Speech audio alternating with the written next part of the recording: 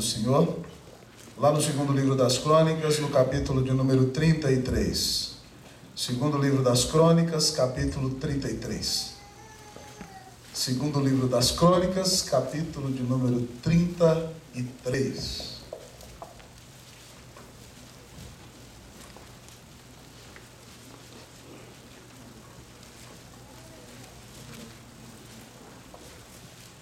Quero convidar você para se colocar de pé. Segundo livro das Crônicas, capítulo 33. Esperar que todos encontrem para que nós acompanhemos essa leitura. Eu farei a leitura, você acompanhará. Segundo livro das Crônicas, capítulo 33. Vai com fé que está na Bíblia, irmão. Você vai achar. Tá certo? Pode crer. Um dia você acha. Vamos lá. Se você não conseguir, pede ajuda para quem está do lado. Irmão serve para isso mesmo. Na verdade, não é possível que o irmão não vai querer te ajudar a abrir a Bíblia. Diz assim a palavra do Senhor. Ouça, eu farei a leitura.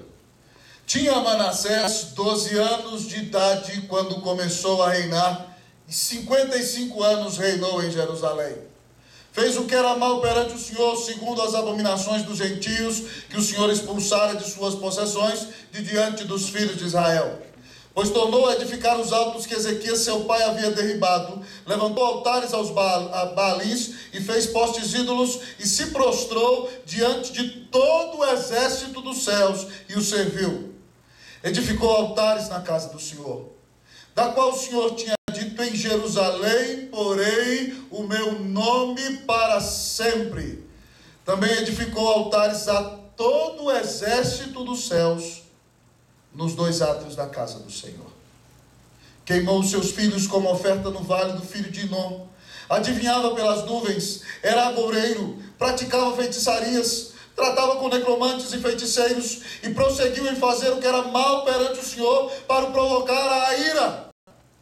Também pôs a imagem de escultura do ídolo que tinha feito na casa de Deus, de que Deus dissera a Davi e a Salomão seu filho: nesta casa e em Jerusalém que escolhi de todas as tribos de Israel, porei o meu nome para sempre. E não removerei mais o pé de Israel da terra que destinei a seus pais, contanto que tenham cuidado de fazer tudo o que lhes tenho mandado, toda a lei, os estatutos e os juízos dados por intermédio de Moisés. Manassés fez errar a Judá e os moradores de Jerusalém, de maneira que fizeram pior do que as nações que o Senhor tinha destruído diante dos filhos de Israel. Falou o Senhor a Manassés e ao seu povo, porém não lhe deram ouvidos. Pelo que o Senhor trouxe sobre eles os príncipes do exército do rei da Síria, os quais prenderam Manassés com ganchos, amarraram-no com cadeias e o levaram à Babilônia. Ele, angustiado, suplicou deveras ao Senhor seu Deus, e muito se humilhou perante o Deus de seus pais. Fez-lhe oração, e Deus se tornou favorável para com ele. Atendeu-lhe a súplica e o fez voltar para Jerusalém, ao seu reino. Então reconheceu Manassés que o Senhor era Deus. Depois disto edificou o muro de fora da cidade de Davi, ao ocidente de Gion, no vale, e à entrada da porta do peixe, abrangendo Ofel, e o levantou muito alto. Também pôs chefes militares em todas as cidades fortificadas de Judá. Tirou da casa do Senhor os deuses estranhos e o ídolo, como também todos os altares que edificaram no monte da casa do Senhor e em Jerusalém, e os lançou fora da cidade. Restaurou o altar do Senhor, sacrificou sobre ele ofertas pacíficas e de ações de graças, e ordenou a Judá que servisse ao Senhor Deus de Israel. Contudo, o povo ainda sacrificava nos altos, mas somente ao Senhor, seu Deus. Vamos ler todos comigo, versículo 15 e 16, irmãos? Tirou da casa do Senhor os deuses estranhos e o ídolo, como também todos os altares que edificara no monte da casa do Senhor e em Jerusalém, e os lançou fora da cidade. Restaurou o altar do Senhor, sacrificou sobre ele ofertas pacíficas e de ações de graças, e ordenou a Judá que servisse ao Senhor, Deus de Israel. Vamos orar mais uma vez?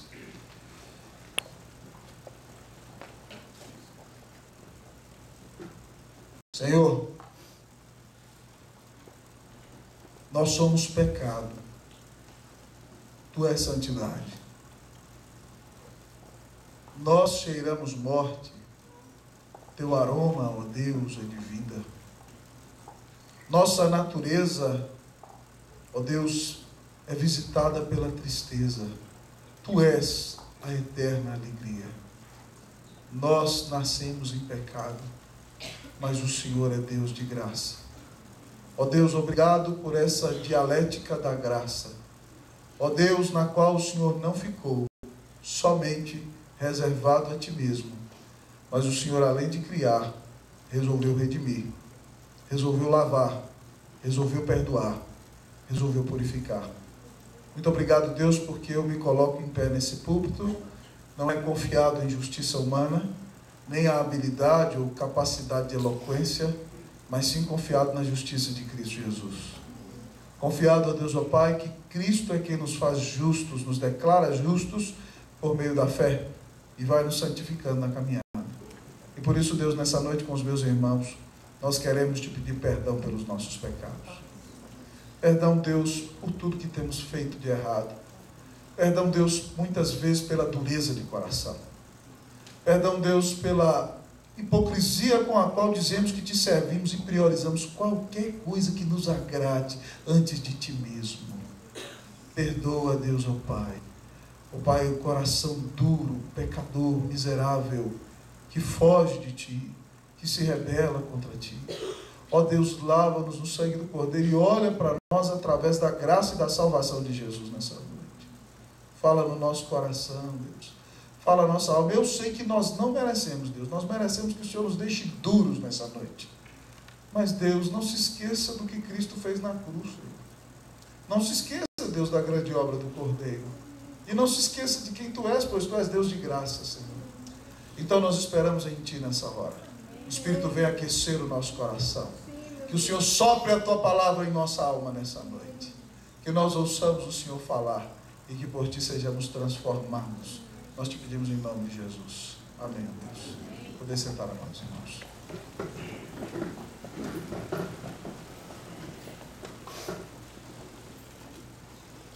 Filho de peixe? Filho de peixe? Peixinho é. Mas nem sempre, irmãos, filho de crente, crentinho é. A grande verdade, irmãos, é que nós cremos nesta igreja na teologia do pacto. E nós cremos que nossos filhos fazem parte da aliança com Deus e estão incluídos na família de Deus. Mas se nós não os ensinarmos, se nós não os conduzirmos no caminho de Deus, certamente o que lhes espera é o endurecimento, é a frieza, é a rebelião, é a revolta contra o grande, todo-poderoso e gracioso Deus ao que servimos. E quando, irmãos, não buscamos ao Senhor e não ensinamos nossos filhos no caminho de Deus, aquilo que Salomão disse nos provérbios, ensina a criança no caminho em que deve andar e ainda quando for velha não se desviará dele, não se cumpre na vida de nossos filhos. E aí sabe o que acontece? Você vai dizer, filho de crente, filho de peixe, peixinho é. Mas se você não levar as escrituras a ele, tristemente você vai dizer que alguns filhos de crentes são mais do que crentinhos, atuam quase como cretinos. E a história de Manassés é mais ou menos assim, amados irmãos. Ele é filho de um dos reis mais crentes, meu presbítero Vandi, da história de Israel. O pai dele era um homem de oração. O pai dele, até quando ficou doente, Deus falou para ele, você vai morrer. Ele virou para o pai, Deus, eu não quero morrer não, Senhor. E aí, antes de Isaías sair da cidade, Isaías já voltou e falou, Deus vai te dar 15 anos mais porque você orou. O pai dele foi um grande reformador. Foi um homem de Deus. Mas Ezequias morre, amados irmãos. E quando Ezequias morre, a Bíblia nos conta que Manassés assume o seu reinado aos 12 anos de idade. E esse livro, irmãos, esse segundo livro das crônicas, foi escrito quando o povo volta do exílio para mostrar para Israel como Deus é o Deus que abençoa o seu povo e conduz a história do seu povo, mesmo apesar de suas fragilidades, debilidades e pecados. E é nesse contexto, então, para conhecer quem é o grande Deus que salva Israel, que tem um povo e que vai salvar o seu povo de todas as nações da terra, através da sua igreja, que é a sua família. É nesse contexto que nós encontramos esse menino de 12 anos que assume o trono. E ele faz muita coisa errada. Mas no meio da história dele, Deus faz um milagre e traz uma grande transformação. E ao olhar para a história de Manassés nesta noite, eu quero convidar você para olhar para um espelho, porque a história de Manassés é a tua história.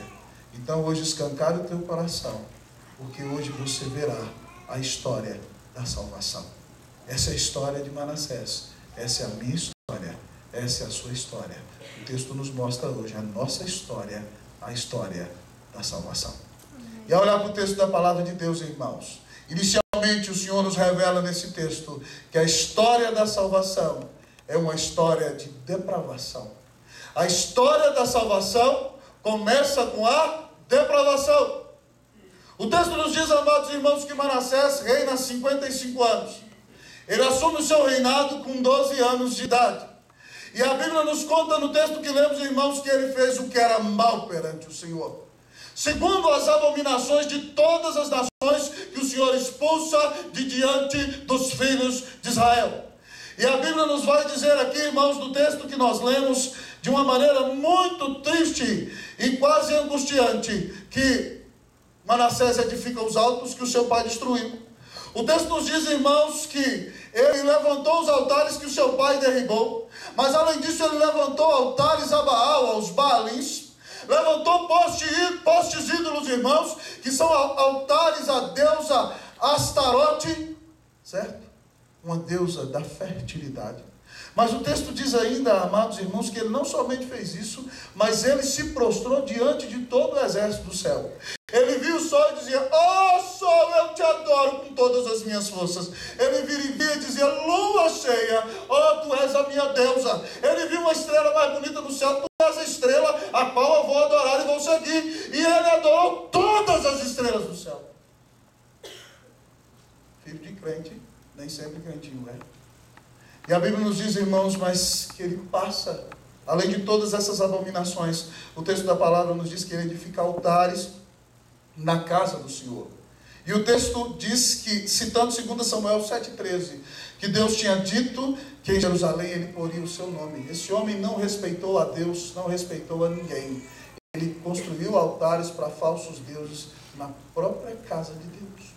Mas o texto diz, irmãos, que além de tudo isso, ele faz isso nos 2 átrios da casa de Deus. No templo de Jerusalém há 2 átrios. Ele enche de todos os ídolos, de todo o exército do céu. Então ele faz um altar para o sol, um altar para a lua, um altar para o cruzeiro do sul, um altar para várias estrelas. Ele faz altar para todo mundo na casa de Deus.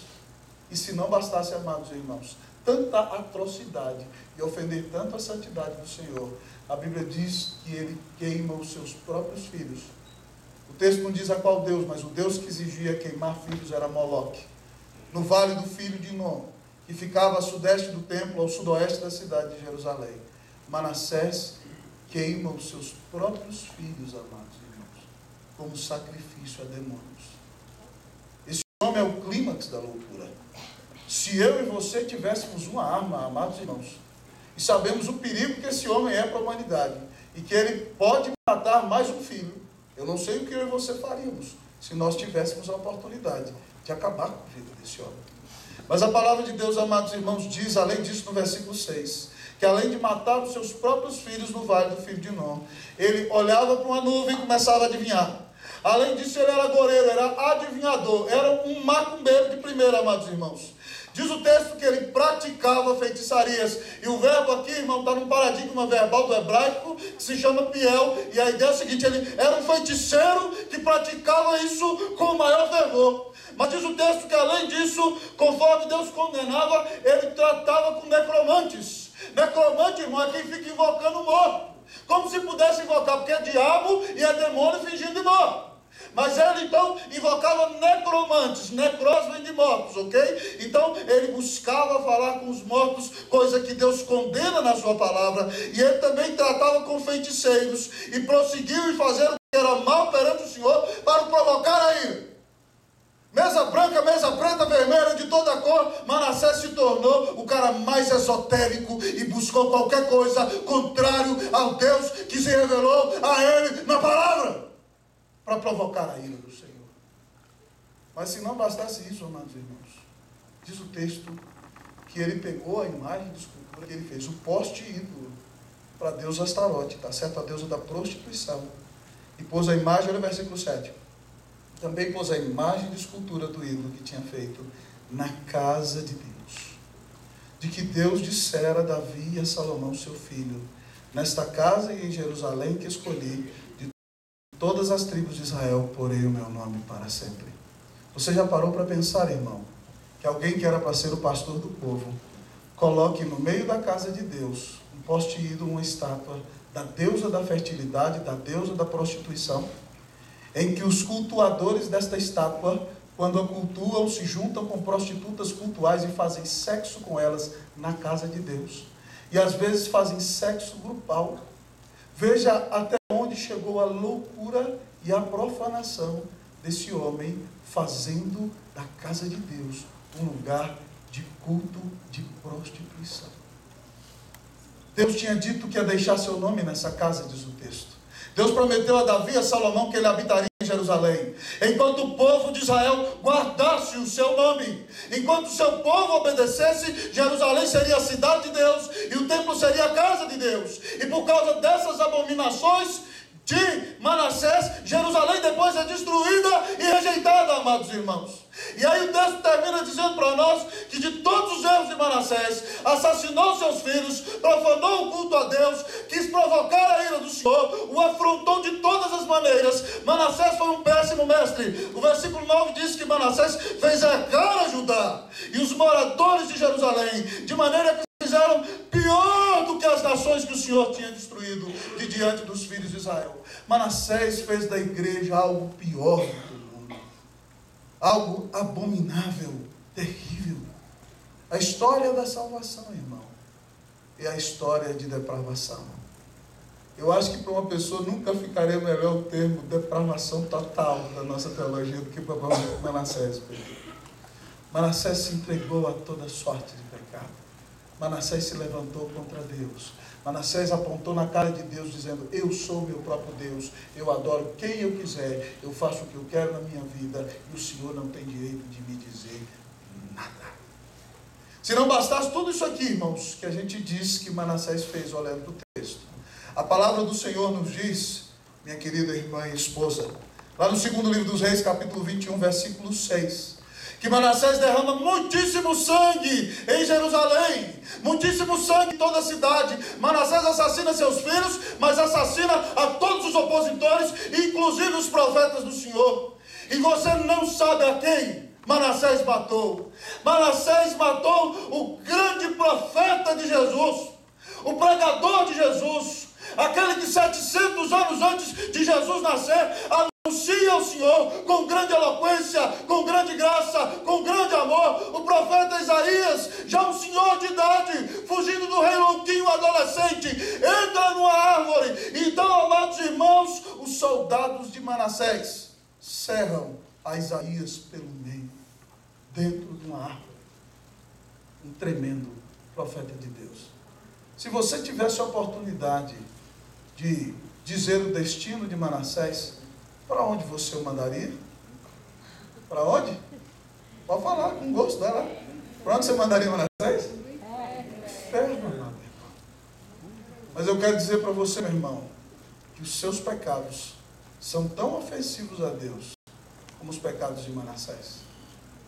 Porque para Deus, amado irmão, todo pecado ofende a sua santidade. Talvez você dirá: Manassés é um louco. Mas quando você mente, você ofende ao Deus que é a verdade.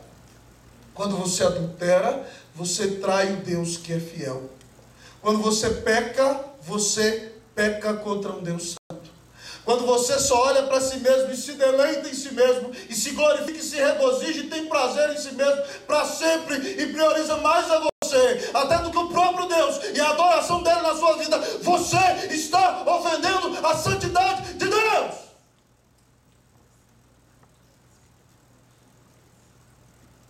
E se Deus fosse fosse pesar a mão dele sobre você, você estava perdido, queridão. Eu também. Então, irmão, você tem que se lembrar o seguinte, que você é pecador. O começo da cura está no reconhecimento do diagnóstico. A Bíblia diz em Romanos 3:23 que todos pecaram e estão destituídos da glória de Deus. A Bíblia diz em Romanos 6:23 que o salário do pecado é a morte, mas o dom gratuito de Deus é a vida eterna em Cristo Jesus.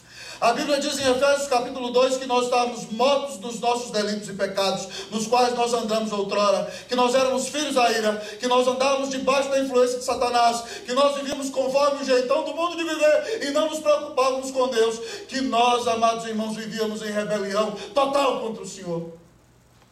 Paulo diz lá em Colossenses capítulo 1, irmãos, que nós éramos rebeldes do nosso entendimento, que nós odiávamos a Deus. Irmão, para ser salvo, você precisa reconhecer os seus pecados. Não adianta querer tapar o sol com a peneira. Não adianta, queridão, querer se comparar com a pessoa que está do seu lado. Ah, mas eu vou à igreja não sei quantas vezes por ano, fulano não vai ver nenhuma. Irmão, para Deus isso não vale nada. Para você ter justiça diante de Deus. Você é pecador. E no tribunal de Deus, por si mesmo, você é culpado. A história da salvação começa, irmãos, com o pecado. E se você quer ser salvo, você precisa reconhecer que é pecador. Eu quero perguntar para você nessa noite, em nome do Senhor Jesus, você que é crente, quais são os pecados que você tem cometido ultimamente que tem ofendido a santidade de Deus? É o orgulho? Você é uma pessoa orgulhosa? As pessoas não conseguem ficar perto de você? O seu grande pecado é a língua. Como diz Tiago, a mesma língua que abençoa, amaldiçoa. O seu pecado é inveja. Você não consegue ver o outro ser abençoado. Qual é o seu pecado? Essa noite, irmão, para ser salvo, você precisa reconhecer o seu pecado. E para ter uma vida de saúde espiritual, você que é crente, você precisa reconhecer os seus pecados diante de Deus e confessá-los diante da presença do Senhor.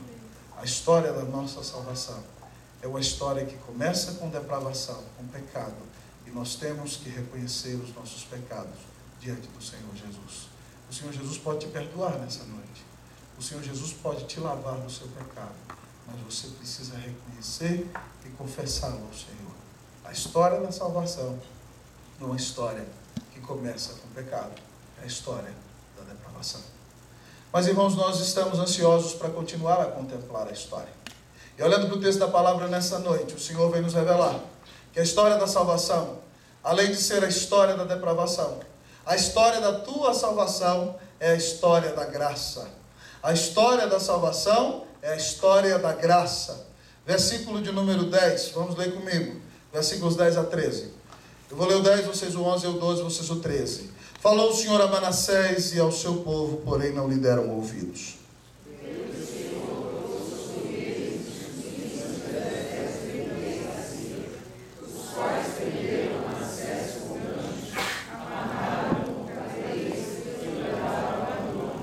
Ele, angustiado, suplicou deveras ao Senhor seu Deus, e muito se humilhou perante o Deus de seus pais. Leia o 13.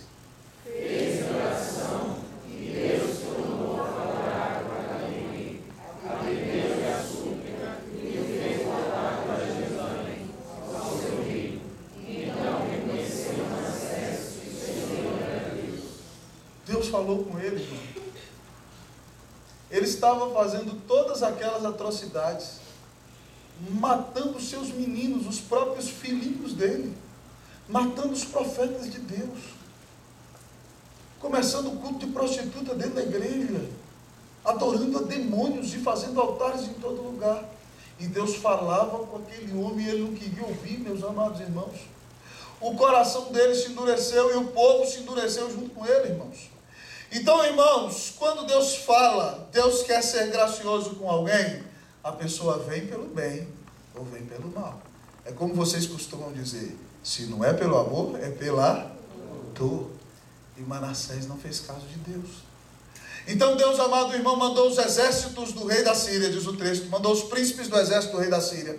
que domina a Babilônia nos dias de Manassés. E a Babilônia tinha se revoltado. E alguns historiadores creem que na Babilônia, nessa revolta, Manassés apoia a Babilônia na revolta contra a Síria. Então a Síria subjuga a Babilônia e vem ao encontro de Manassés. E a Bíblia nos diz então, irmãos, que os assírios, os príncipes do exército, levam a Manassés cativo com ganchos, amados amigos e irmãos. Eles colocam, amados irmãos, algemas na mão de Manassés. Diz o texto que eles o amarram com cadeias e o levam à Babilônia. Certo tradutor dizem que eles colocam um gancho no nariz de Manassés e vai arrastando Manassés por milhares de quilômetros. Um rei que era da herança do povo de Deus, da genealogia do povo de Deus, acorrentado nas mãos e nos pés, algemado, envergonhado, preso por causa do seu pecado. Mas tudo isso para nós parece maldição, mas é graça, é bênção. É porque Deus não quer deixar Manassés entregue à sua própria sorte, amados amigos e irmãos. E a Bíblia diz então que ele é lançado na cadeia na Babilônia. E quando então ele está naquela cadeia, ele se angustia, ele chora, ele geme, ele sofre. E diz o texto, irmãos, que ele, angustiado, suplicou deveras. E aí, irmão, o verbo que era usado naquele paradigma hebraico que eu falei para você, aqui a ideia do verbo é no mesmo paradigma. Diz que ele orou demais, com todas as suas forças, dizendo: Deus, eu pequei, me perdoa. E ele orava e gemia e chorava por causa dos seus pecados. E diz o texto, irmãos, que ele muito se humilhou. E a ideia é que ele se humilhou demais. E, irmãos, ele se humilha diante do Deus dos seus pais.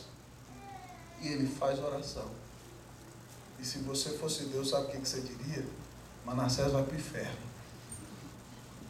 Mas a Bíblia diz que depois que ele orou a Deus, irmãos, essa palavra é espetacular demais. Deus se tornou favorável para com ele. Que evangelho é esse? Que doutrina é essa? Se tem alguém que merece o inferno, é esse cidadão. Mas ele chora, ele geme, ele ora, ele é humilhado. E a Bíblia diz que ele faz oração a Deus. E Deus se torna favorável para com ele. Deus abre o seu coração para ele.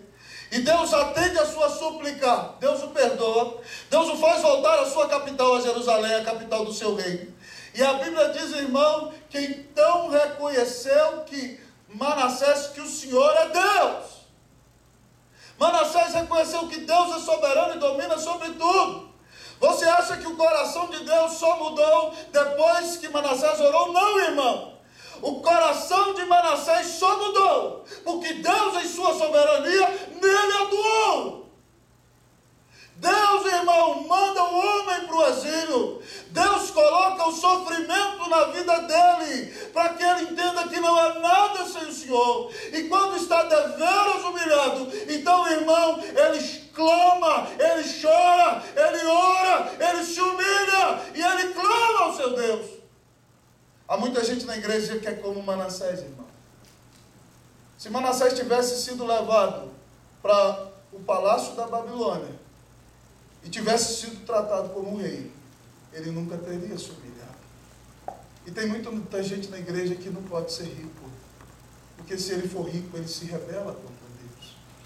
Tem muita gente que não pode ter prosperidade, porque senão o ego dele vai ficar tão inflado, tão cheio, que ele vai explodir, buf, de tanto orgulho. Tem tanta gente que não pode ter posses e nem ocupar lugar de honra e glória, porque isso vai lhe fazer mal. Então Deus lhe dá uma graça, uma bênção que se chama sofrimento.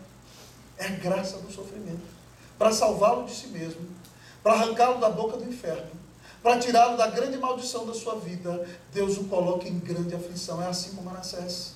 E eu espero, querido, que não seja assim com você, porque se é assim com você, preste atenção, você está amargando o sofrimento, você está sendo moído, porque você não consegue se colocar numa posição de sucesso, porque você não consegue dividir a glória com Deus. Então Deus tem que moer você, por amor de você, por graça, porque Ele quer te salvar. Porque quando você está moído e humilhado, você diz: Deus, socorro! É a melhor posição que você se encontra.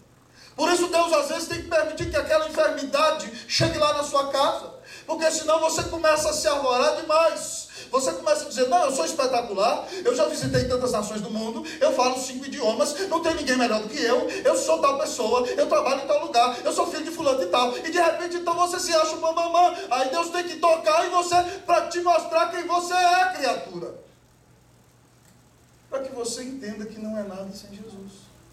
E você fala, ai, que terrível sofrimento, não reclama não, é bênção, é graça. Essa doença, esse aperto financeiro, essa dificuldade, essa luta lá no trabalho, é bênção de Deus para você. É para que você continue sendo crente. Senão você não dava mais. Você tinha que ser quebrado para estar aos pés de Jesus. Foi assim com Manassés. Irmão, assim é às vezes comigo e com você. Então, se você está sendo moído por Deus, meu irmão, não reclame não. Talvez seja a graça de Deus para a sua vida. É para que você continue crente. E Manassés ora e geme. Deus abre o coração para com ele, o leva de volta para Jerusalém, o coloca no reino, e ele reconhece que Deus é soberano. Irmão, que amor é esse? Que graça é essa? Que salvação é essa? Quando eu olho para a minha vida, para a minha história cheia de pecado, e eu vejo um grande Deus que abre a sua alma para comigo. Como é que Deus pode perdoar gente tão injusta como eu e você, e ainda continuar sendo justo? É porque ele cravou o filho dele na cruz, irmãos.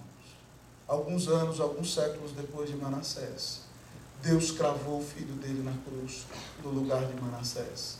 É porque Jesus morreu na cruz do Calvário para pagar os pecados de Manassés, que Deus pode perdoar Manassés. É porque Jesus recebeu a ira do Pai. O que nós sofreremos no inferno é que o idólatra, o feiticeiro, o macumbeiro, o adorador de falsos deuses, o endemoniado, o violador de criancinhas, o miserável, o estuprador, pode ser perdoado. Pode ser transformado, pode ser lavado, pode ser reconhecido pela graça de Jesus. Irmãos, ontem eu conversava com um pastor que na cidade dele era maconheiro, drogado, brigador de rua, o pior tipo de gente que existia. E ele me contava que no primeiro dia que ele chegou na igreja presbiteriana, um outro colega que é pastor hoje, era jovem, botou a mão nos peitos dele e disse, aqui você não entra, aqui você não pode entrar. Ele, mas eu quero ouvir falar do amor de Deus. Eu não posso entrar aqui nessa igreja, mas quem está falando do amor de Deus? Ele falou, você não quer ouvir falar nada, você é um patife, você é um salafrário, você é um sem vergonha, fica lá de fora, aqui dentro você não entra. Até que chegou o pastor da igreja e virou para ele, o que você está fazendo aí fora? Não, eu quis entrar, mas não me deixaram. Ele falou, você vai entrar comigo. O pastor deu a mão para ele e ele entrou para a igreja. E naquele dia ele ouviu uma palavra e se tornou ex-drogado, ex-vagabundo, ex-cara de pau, ex-sem vergonha, porque Jesus transformou aquela vida. Todo mundo que anda com Jesus é ex. É ex alguma coisa. Hein? Você não precisa me dizer o que você é ex, não. Hein? Mas quem anda com Jesus é ex. Hein? Porque agora você é de Cristo. Você foi perdoado. Irmão, que grande salvação é essa? Que coisa maravilhosa é essa? Imagine comigo o irmão Zaqueu, o maior dos estelionatários de Israel. Ele é o principal dos publicanos da máfia dos anões do orçamento de Jericó. Ele é um bandido de primeira, amados irmãos. Então ele ouve falar que o grande pregador Jesus Cristo vem à sua cidade de Jericó, e a multidão vai até ele, e ele resolve subir um sicômoro, uma árvore pequenininha, porque ele é um anãozinho, um ladrão anão. Então, irmãos, ele sobe naquela árvore, e quando Jesus passa e olha para a árvore, diz, Zaqueu, desce depressa, hoje eu vou posar lá na sua casa. A Bíblia diz, irmãos, que ele desce com toda a pressa e o coração cheio de alegria. E aí Jesus está lá no jantar, pregando para ele. E aí os religiosos começam a falar, Jesus não sabe quem é esse safado. Isso é um salafrário, isso é um estelionatário. Não tem vagabundo que nem esse de Israel. Os religiosos começam a descer a madeira, irmão. Então, ele se levanta no meio daquele povo e diz, Senhor, estou dando metade da minha fortuna para os pobres. E se em alguma coisa eu roubei alguém, estou pagando 4 vezes mais. A lei manda pagar só 25%. Ele está pagando 4 vezes mais. E Jesus se levanta e diz, hoje houve salvação nessa casa, posto que também este é filho de Abraão, porque o filho não homem veio buscar e salvar o perdido. É para gente como você, é para gente como eu, que Jesus veio a este mundo. Então, se você hoje suplica a Deus, se você clama o perdão de Deus, se você deveras se humilha diante de Deus, se você crê em Jesus como teu único Senhor e Salvador, a Bíblia vai dizer o seguinte, a história vai dizer o que a Bíblia diz, a tua história: Deus se tornou favorável para com ele. Glória a Deus, Pai. Louvado seja o Senhor. Deus, irmão, pode tornar-se favorável para com você. Arrependa-se hoje do seu pecado. Bata no peito e diga: Senhor, tem misericórdia de mim, pecador. Deus tem prazer em perdoar. A história da salvação é a história da graça irresistível. Não tem jeito de resistir à graça do Senhor. Se Ele está chamando, você pode bater o pé, sapatear. Ou você vem ou vem. E louvado seja Deus porque vem, nesse período. Eu estou aqui. A história da salvação é a história da depravação. A história da salvação é a história da graça. Mas em último lugar, irmãos, o texto nos diz nesta noite que a história da salvação é a história da perseverança. A história da salvação é a história da perseverança. A Bíblia diz que Manassés volta para sua capital e agora a vida dele mudou. É igual aquela música que o Renan gostava de cantar antes, né? Tudo em minha vida mudou. Não era? Cadê o Renan? Renan gostava de toda a equipe, eu também gosto. Tudo em minha vida mudou. Desde que te conheci, ó Deus. Manassés mudou, irmão. Ele voltou para Jerusalém. E a Bíblia diz que aquele homem que gastava todo o seu tempo, um péssimo rei, só fazendo macumbaria e feitiçaria, agora pensa no bem da comunidade. Ele edifica uma grande muralha em Jerusalém, altíssima. Além de fazer tudo isso, irmãos, ele coloca um comandante em cada cidade fortificada do seu país. Ele agora pensa na defesa do país. E além disso, ele chega, irmão, e vai corrigir toda a porcariada que ele fez. Ele manda tirar todos os ídolos da casa do Senhor para jogar fora de Jerusalém. E a Bíblia nos diz que ele não faz somente isso, mas ele restaura o altar do Senhor. E ele então começa a sacrificar naquele altar sacrifícios pacíficos e de ações de graça, reconhecendo que a salvação está só no Senhor e tipificando o que Cristo faria por nós no futuro. E ele ordena ao povo que sirva só ao Senhor. E a Bíblia diz então que o povo é reformado e o povo volta a servir somente ao Senhor. Ainda adoram nos altos, porque no Antigo Testamento Deus não queria que abrisse congregação, era só a igreja central, entendeu? Agora é o seguinte, Deus quer igreja central e congregação, é isso aí. Era só no templo, mas o povo estava adorando nos altos, mas adorava ao Senhor. Então Deus deu a bênção a Manassés de restituir, de recomeçar, de perseverar. Que bênção, irmão. Quando eu penso nisso, eu lembro dos versículos preciosos que Jesus diz, né? Todo aquele que o Pai me dá, esse virá a mim. E todo aquele que vier a mim, de modo nenhum lançarei fora. Se você foi salvo por Cristo Jesus, meu irmão, você vai entrar no céu porque a salvação não depende de você. E você vai perseverar porque o Senhor está com você e o Espírito de Deus vai te levar até o final. Deus vai te preservar. Às vezes você vai tropeçar para ser humilhado, mas Deus vai te guardar e Ele vai te levar para a glória.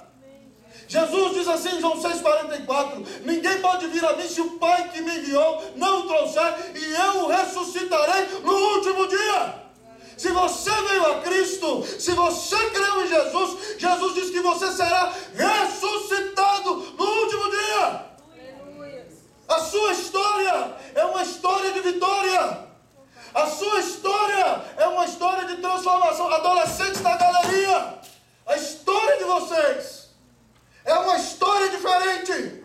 É uma história de mudança. É uma história de quem foi lavado pelo sangue de Jesus. Amém, Senhor. Meu irmão, você não pode acreditar na mentira do diabo. Ah, eu sou tão mal, não consigo viver sem esse pecadinho. Ele é tão gostoso, eu tenho que pecar. Eu vou sair daqui do culto e agora já vou cair na bebida ali, vou cair na gandaia, na fornicação. Para com isso! Você foi comprado. Deus te deu o Espírito Santo. Você pode ser vitorioso contra o pecado. A história da salvação é uma história de perseverança. É uma história de vitória.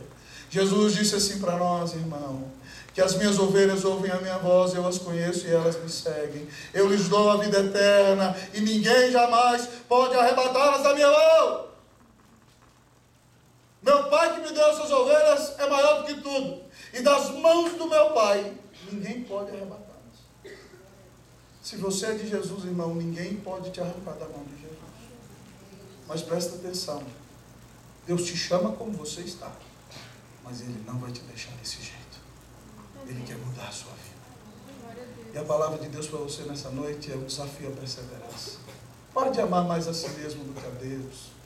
Pare de se preocupar demais consigo mesmo, se preocupe mais em adorar a Deus. Mais do que ganhar as glórias deste mundo, de que ser elogiado e aplaudido por homens, preocupe-se de ser fiel ao Senhor. Preocupe-se em saber que a sua vida honra e glorifica o nome de Jesus. Manassés fez uma grande reforma, irmão. Você pode ser um instrumento de reforma e de mudança no lugar onde você está. Se você de fato é transformado por Cristo Jesus, outras pessoas poderão glorificar a Deus através do seu testemunho, da sua vida e da transformação que Deus faz no seu coração. O seu pai pode vir a conhecer a Cristo Jesus se Deus quiser. Lá no seu trabalho as pessoas poderão conhecer o Senhor porque a sua vida foi transformada. Lá na sua rua os vizinhos vão perceber que você é diferente. Lá no seu bloco os vizinhos do apartamento, do prédio vão ver a luz de Deus em você.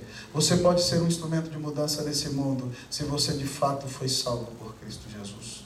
A história da nossa salvação é uma história de perseverança. Ao olhar para o texto, irmão, em que estágio você se encontra? Você está sendo dominado pela depravação total? Você foi subjugado hoje pela graça irresistível? Você está hoje na perseverança dos santos, caminhando em fidelidade com Cristo Jesus. Que grande salvação o Senhor nos deu, irmãos. Que grande Salvador é Jesus Cristo. Que você viva para Ele todos os dias da sua vida. Que você o ame cada dia.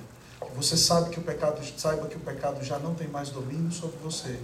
Que Satanás não manda nada na sua vida. Que você pode parar de viver para si mesmo, para viver para a glória e honra do nome de Jesus. Se você não tem Cristo, creia nele, o Senhor vai te salvar nessa noite. Se você já tem Cristo, persevere com fidelidade, porque o Senhor vai te conduzir até o dia final.